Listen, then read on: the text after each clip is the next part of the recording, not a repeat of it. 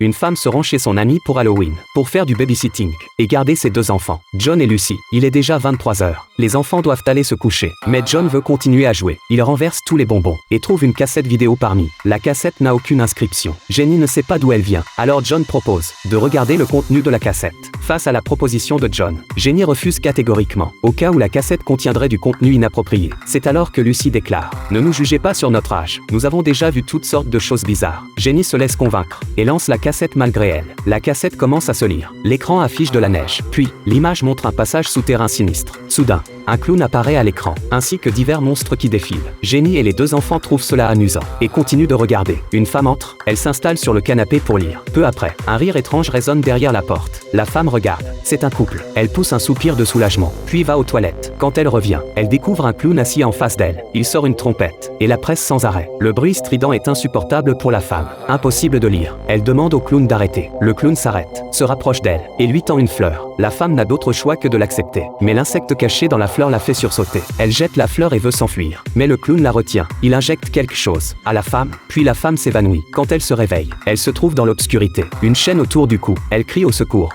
Paniquée, mais en tournant la tête, elle découvre qu'elle n'est pas seule. Il y a 2 autres femmes. Les 3 se serrent les unes contre les autres. Peu après, l'une d'elles est soudain traînée dans l'obscurité. Des cris déchirants se font entendre. Voyant cette situation, les 2 autres décident de ne pas attendre. Elle avance. Peut-être trouveront-elles une sortie. La femme voit une pierre devant elle. Elle s'apprête à briser la chaîne. Mais un monstre apparaît à côté. La femme réussit à briser la chaîne et s'enfuit en courant. Elle rencontre un homme qui lui demande de l'aide. Elle aperçoit par hasard une main dans un sac plastique. En se retournant, elle est terrifiée. L'homme est aussi un monstre. L'image change. La femme est attachée sur un lit, entourée de différents monstres. En même temps, il y a aussi une femme enceinte à côté. John regarde avec passion. Jenny éteint soudain la télévision. Elle dit que c'est trop malsain. Les enfants ne doivent absolument pas regarder ça. Elle les presse d'aller se coucher, bien qu'elle interdise aux enfants de regarder. Jenny est elle-même curieuse. Après que les 2 enfants soient montés se coucher, elle ne peut s'empêcher de regarder en cachette.